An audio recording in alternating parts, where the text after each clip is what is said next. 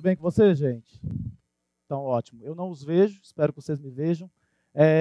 Quando eu comecei a pensar sobre essa palestra, pensar sobre o significado que as coisas têm na vida da gente, falar sobre significado é muito difícil. E aí, quando me apresentam, um dia eu estava num evento muito grande, com 600 pessoas, e aí o superintendente desse evento, né, dessa empresa, chegou, falou com as pessoas: vocês me conhecem? E aí todo mundo conhecia, né, logicamente, é o superintendente, quem não conhecesse levantaria a mão de qualquer jeito. E aí ele saiu, entrou o mestre de cerimônia chegou e falou assim: alguém me conhece? É uma pessoa de Belo Horizonte, conhecida das rádios, e aí metade conhecia. E aí ele me apresentou como o Lucas me apresentou. Tio Flávio tem um projeto social dentro de áreas de prostituição, dentro de presídios, e eu entro, pergunto para as pessoas: vocês me conhecem? Ninguém levanta a mão. Eu falei: gente, será por quê, né? Não quer se entregar? Quando a gente começa a pensar em áreas como essa, que a gente faz trabalhos, como presídios, área de prostituição, asilos, as pessoas começam a pensar em sofrimento, em dores, em histórias que remetam a dores. Eu comecei a ver também que há outras possibilidades, não só as dores dentro desses lugares. E aí eu comecei, então, a tentar entender das pessoas qual o significado que a vida tem para elas. E aí eu queria que elas me falassem: olha, vocês estão nessa situação, um idoso num asilo, uma pessoa presa, uma pessoa que descobriu um câncer, uma outra que está em tratamento de hemodiálise. E aí eu fui buscar justamente respostas para poder tentar entender o significado da vida para estas pessoas. Para mim, a vida tem um significado muito forte. Significado é uma palavra extremamente importante para todos nós, creio. Quando eu comecei a dar aula há 20 anos, completo esse ano 20 anos de sala de aula, eu entrei numa sala de aulas de manhã, e aí quando eu me apresentei para os alunos, eles me nomearam de tio Flávio de uma maneira agressiva. Eu era 25 quilos mais gordo, eu era careca, o cabelo que eu tenho é meu e eu não devo nada a ninguém, mas que eu adquiri, está pago, né? Paguei até a empresa que trouxe. Então, quando a pessoa, eu era mais gordinho, eu era careca, as pessoas brincando e se protegendo, já no 7º período de um curso, viraram e falaram: nós vamos te chamar de tio Flávio. O tio Flávio foi pejorativo. O tio Flávio foi uma barreira ou uma ofensa. Mas é interessante como que a vida é, né? No relacionamento com os meus alunos, o tio Flávio passou de ofensa, de pejorativo, para respeito, para carinho. E esse nome tem um significado muito grande para mim, tem um significado muito forte para mim. Quando a gente pensa em significados, é justamente isso. A vida é uma semiologia, a gente vive de semiótica. E aí a gente pensa justamente o que essa semiótica, o que esses símbolos, o que esses signos nos ajudam. E eu comecei a pensar nesses signos dos projetos que a gente atua. Hoje, em 2010, nós criamos o Tio Flávio Cultural. Ele não é uma ONG, é um movimento. Esse movimento, ele não tem finalidade lucrativa, partidária e religiosa. Nós somos hoje mais de 1.000 voluntários em 67 grupos, 65 grupos, atuando em 27 áreas diferentes. Quando a gente começa a perceber que as pessoas vão chegando para se voluntariar, eu também vou vendo o significado que o voluntariado tem na vida delas. O que elas estão buscando ao procurarem um movimento que trabalha em asilos, em creches, em abrigos. E aí, um poema do Manuel Bandeira, ele me chamou muita atenção. Quando o Manuel Bandeira fala aquele poema do O Bicho, e esse poema eu conhecia há muito tempo, e quando ele fala sobre aquilo ali: olha, vi ontem um bicho na imundície do pátio, catando comida entre os detritos. Quando achava alguma coisa, não examinava nem cheirava, engolia com voracidade. O bicho não era um cão, o bicho não era um gato, o bicho não era um rato, o bicho, meu Deus, era um homem. E aí eu também comecei a fazer paralelos. Até quando que a gente perde a nossa dignidade e vira um bicho, que é perder o sentido. E aí eu fui pesquisar com essas pessoas o que elas tinham para me falar sobre sentidos, sobre significados. Foi justamente conversando com meninos em abrigos que eu procurei para eles, perguntar para eles: olha, uma pessoa que o pai e a mãe faleceram quando eles eram crianças, ou que o pai e a mãe o abusaram, qual é o sentido da vida? O que faz um menino de um abrigo, um adolescente num abrigo, estar vivo, querer viver, querer olhar para frente? A vida já abusou tanto dele, ele já foi tão violentado, Por que ele quer continuar? E aí uma das coisas mais interessantes que eu ouvi foi justamente o seguinte: eu quero provar para as pessoas que eu consigo. Eu quero provar para aquele meu tio que me abusou que eu vou vencer. Eu quero mostrar para as pessoas que é possível, que não sou um qualquer. Eu consigo vencer na vida. O significado para ele, o significado para um menino de 7 anos, que eu conversei semana passada, e esse menino contando a história dele sem eu provocar. Ele foi contando que ele, aos 7 anos, passava fome, a mãe não dava comida para ele, e ele ficava na rua pedindo as coisas. Um dia ficou sabendo que um tio faleceu, e ele foi ao velório do tio, e aí, sozinho. E aí o conselho tutelar pegou esse menino e levou para um abrigo. E aí esse menino falou lá no abrigo que a maior preocupação dele é que quando ele ouve fogos de artifício, ele se preocupa com a mãe, porque ele não sabe se a mãe está bem.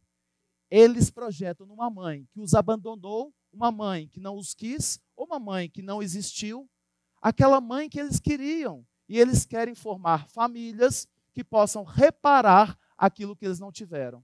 Eu fui conversar com jovens. E aí eu encontrei jovens aprendizes, dentro do projeto Tio Flávio Cultural, uma dor muito grande, de pessoas que estão buscando rumos, mas às vezes estão perdidas. Mas uma delas me chamou muita atenção, quando eu estava dando uma palestra, e ela estava com uma blusa de frio, num lugar muito quente, e aí aquela blusa de frio estava tampando, logicamente, os braços, e aí todo mundo com muito calor, e ela com aquela blusa de frio, e aí tinha um capuz. Acabou a palestra, eu tinha falado um pouquinho de depressão, suicídio, essa menina chegou perto de mim e falou: tio Flávio, você falou essa palestra foi para mim? Eu falei: não, foi para todo mundo, inclusive para mim. Ela levantou a manga da blusa e me mostrou diversos cortes no braço. Ela levantou a outra manga, mostrou diversos cortes no braço. Só que os cortes estavam cicatrizados. Eu olhei para ela e falei assim: nossa, mas você tentou suicidar-se tantas vezes assim? E ela falou: tio Flávio, você acha que isso é tentativa de suicídio? Você acha que eu tentei tantas vezes e não consegui? Na verdade, tio Flávio, deixa eu te falar o que é isso. Quando eu me corto, eu tento passar para cá a dor que eu sinto aqui. Eu nunca senti tanta dor junto com alguém. Quando ela fala que tenta passar para a carne, que ela tem que cortar na carne para poder amenizar a dor que está dentro. E aí eu perguntei para ela: qual que é a sua esperança? Qual que é a sua expectativa de vida? Ela falou: que as pessoas me vejam. E olha só, no meio de alunos de ensino médio, jovens aprendizes, havia uma invisível. Assim como vários existem na nossa vida, que a gente vai se atropelando. A gente conversa de manhã, toma café, mas a gente vai se atropelando. Uma frase do Manuel Bandeira também é fantástica, quando ele fala que bicho acostumado com a toca ensega com as estrelas. E a gente às vezes se acostuma com as, entre aspas, desgraças. A gente ouve e acha que é normal, a gente acha que as coisas que estão acontecendo são normais. E quando a gente parar de achar normal, talvez a gente levante da cadeira, a gente enxergue que perto da gente há possibilidades diversas para que a gente possa começar a mudar o mundo. Não sei se esse mundo grande, mas pelo menos o nosso mundo, ao aprender com o outro, e o mundo dos outros, ao aprender com a gente. Eu fui perguntar também para idosos. Os idosos, a gente hoje tem 18 asilos que a gente atende. E aí eu fui perguntar para os idosos o que eles sentiam. Muitos deles abandonados pelos próprios filhos. O que eles sentiam? Eu queria saber se era solidão. Eu queria saber se era esperança. E muitos deles falavam assim: olha, os filhos não vão visitar mais. A gente espera que pelo menos no mês de maio eles venham. Mês de maio, mês das mães. Só que muitos não vão. Há 5 anos, muitos não visitam. E aí eu fui procurar saber dos próprios cuidadores, das pessoas que trabalham lá. E elas falaram comigo: tio Flávio, quando a gente chega para trabalhar, aquelas pessoas que já perderam um pouco, não perderam a esperança, mas elas estão na expectativa de um filho vir que não vai vir, aquelas pessoas projetam na gente, voluntários e funcionários, projetam na gente o filho que as abandonou. E aí quando a gente chega, ela fala: ah, que bom que você chegou. E quando a gente vai embora, ela fala: mas já? Você acabou de chegar? Como é que você vai embora tão cedo assim? E era justamente o final da jornada de trabalho. Elas projetam nas pessoas, vocês que vão visitar asilos e que acham que é só uma visita de levar um violão, de levar um abraço, de sentar, de entregar uma fralda geriátrica, vocês não sabem o quanto que isso completa a vida de quem está no asilo. Ou às vezes sabem. Quando a gente vai visitar outras instituições, como moradores de rua, pessoas em situação de rua, a gente encontra tantas histórias. No Tia Branca, em Belo Horizonte, onde as pessoas vão para dormir, elas jantam, tomam banho, dormem, no dia seguinte tomam café da manhã. Ali tem várias e várias histórias. E a história desse rapaz, o Erison, é uma história que me marcou muito, porque ele, morador de rua, pediu para ser voluntário no Tio Flávio Cultural, e se havia algum problema. Ele conheceu o nosso projeto dentro do albergue, e eu falei que não havia problema nenhum. Ele fez palestra com a gente dentro de um APAC, um tipo de presídio diferenciado. Ele fez palestra para a gente, para jovens. Só que ele começou a usar droga muito cedo, e essa droga impactou os rins. E quando ele descobriu que ele estava extremamente dependente, precisando de uma hemodiálise, ele foi fazer hemodiálise. 1 mês e meio depois de começar os trabalhos voluntários, o Erison, no Hospital do Barreiro, vem a falecer. E aí eu comecei a me questionar, assim como alguns amigos que conheciam e que me apresentaram a ele. Olha só, o que a vida tem para esse menino? Um cara que morava na rua e que perdeu tudo. A expectativa de reconstruir família. A expectativa de, talvez, não ser aceito pelaquela família que ele abandonou. Mas a expectativa de começar de novo. De provar para os outros que é possível. Quando a gente conversa com outros tipos de públicos, como pessoas que estão privadas de liberdade, uma pessoa chega perto de mim e fala assim: tio Flávio, mas você vai conversar com o preso? Você vai conversar com o bandido? Preso sim, ele está agora, mas bandido, há 5 anos eu faço trabalho em APAC, socioeducativos e no sistema prisional. E eu descobri que eu não conheço um bandido, porque eu não entro na cadeia para conversar sobre crime, sobre artigo. Eu não entro para conversar sobre bandidos, eu entro para conversar sobre gente. E quando eu cheguei em Bicas 2 e vi numa grade 30 homens, e ali a gente conversando de igual para igual, olhando nos olhos, bem próximo da, eles chamam de capa, a porta da cela, eu olhei para eles e falei: olha, eu acredito realmente que bandido bom, para mim, bandido bom é bandido morto. Eles assustaram. É lógico que tinha uma grade entre eu e eles. Mas eles assustaram, obviamente. E o que a gente faz no nosso trabalho é justamente isso. Eu não vou matar o bandido de ninguém, mas eu vou lá para fortalecer o indivíduo, para dar a ele valor suficiente, referências diferentes, para que ele entenda que ele pode matar o bandido dele e devolver para a mãe o filho que ela tanto espera. A gente conversa com gente. Eu não converso com bandido. Quando a gente visita hospitais, e a gente visita alguns aqui em Belo Horizonte, a gente começa a perguntar para as pessoas qual significado tem a vida para elas. Descobriu que o rim não funciona, precisa de uma hemodiálise, vai ter que sair de casa 3 vezes na semana para poder fazer uma sessão de 4 horas naquela máquina que invade o seu braço, suga seu sangue, filtra e devolve filtrado. E aí eu perguntei para as pessoas: o que isso significa para vocês? E eles falaram: significa vida. Se eu não sair de casa, eu morro. Algumas não vão fazer transplante, outras vão entrar para a fila do transplante, é uma fila mesmo. Mas eu comecei a pensar: poxa, mas você não desesperou? Lógico, desesperei. É lógico que eu desesperei. E aí eles vêm com a palavra esperança. A gente tem a esperança de que consiga aprender a conviver com a doença. A gente tem que ter esperança. E quando a gente fala de esperança, eu falo também das pessoas que a gente atende que têm câncer. Quando eu fui conversar com uma pessoa que tinha câncer, ela já teve 4, ela falou comigo: tio Flávio, a gente leva um susto muito grande. Só que o primeiro me baqueou, o segundo me baqueou, mas o terceiro, que foi de mama, foi um susto para mim. Ele foi avassalador, ele foi pesado. E quando eu descobri que tinha câncer, eu olhei para aquele câncer de mama, o terceiro, mas meu Deus do céu, eu já tive 2 e eu estou no terceiro. Hoje ela está no 5º, lutando. Conversei com ela ontem para que ela me falasse o significado que a vida tem para ela. E ela falou: tio Flávio, quando eu descobri o terceiro, eu comecei a perceber que os meus filhos tinham perdido o pai e tinham sofrido na morte do pai. Eu não posso morrer. Eu não posso morrer. Eu tenho que lutar.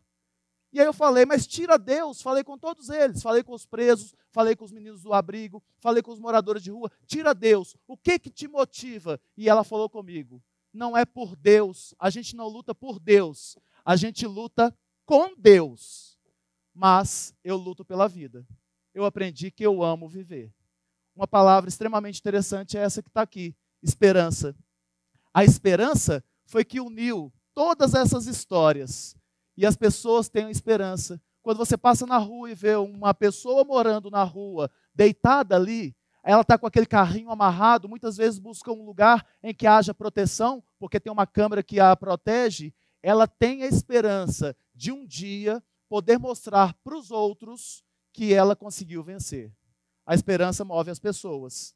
Mas, adoro essa frase, quando um professor pedagogo falou comigo, tio Flávio, quando você chegar para conversar com uma pessoa que mora na rua ou entregar uma comida, nunca entregue uma comida achando que ele tem obrigação de receber, porque você está fazendo bondade. Pergunte a ele se ele quer. Porque olha só que maravilha, gente.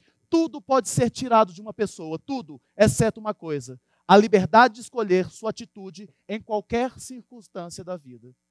E esse cara que falou isso sabe o que está falando, porque viveu em quatro campos de concentração nazistas. Aí vem esse provérbio chinês. Por onde começar? Ô, gente, eu apanhei muito até entender por onde começar. Por onde começar uma mudança de ressignificação da sua própria vida. Eu achei nesse provérbio aqui uma coisa extremamente interessante. Não adianta, com problemas em casa, tentar fazer o bem ao outro, sendo que eu não consigo resolver o da minha própria casa. A minha própria casa pode ser entendida como parentes, mas pode ser entendida como eu próprio. Quando você pensa nesse provérbio aqui, que antes de começar um trabalho de modificar o mundo, é preciso dar 3 voltas dentro de casa. Ou seja, se conheça, se entenda, veja o que você tem, veja seu potencial, seus problemas. Mas esta é a última frase que eu deixo para vocês. Entenda e construa o sentido da sua vida. Entenda e construa. A gente não está aqui à toa, a gente não está aqui sozinho. Quando todas aquelas pessoas que foram pesquisadas por mim, que eu perguntei que significado tinha a vida, elas sempre projetam alguém dentro do sonho delas. Elas nunca estão sonhando sozinhas, com elas próprias. Tem um filme chamado Cartas para Deus, em que a criança ela escreve cartas pedindo a Deus que salve, que proteja as pessoas quando ela morrer. Mas ela não pediu por ela pediu pelas pessoas. A gente não vive sozinho. E aí, fazer sentido na vida dos outros. Uma mulher fantástica, chamada Nise da Silveira, que peitou muita gente para poder fazer uma diferença no mundo, falava isso. É necessário se espantar, se indignar e se contagiar. Só assim é possível mudar a realidade. Se você está sentado achando que você não tem importância para ninguém, olhe nos olhos de quem está do seu lado. Estenda a mão. Falar de Deus e carregar a Bíblia não é suficiente. Faça com que Ele esteja presente, acreditando ou não, mas em energia na sua vida e na vida dos outros. Isso não faz bem só para os outros.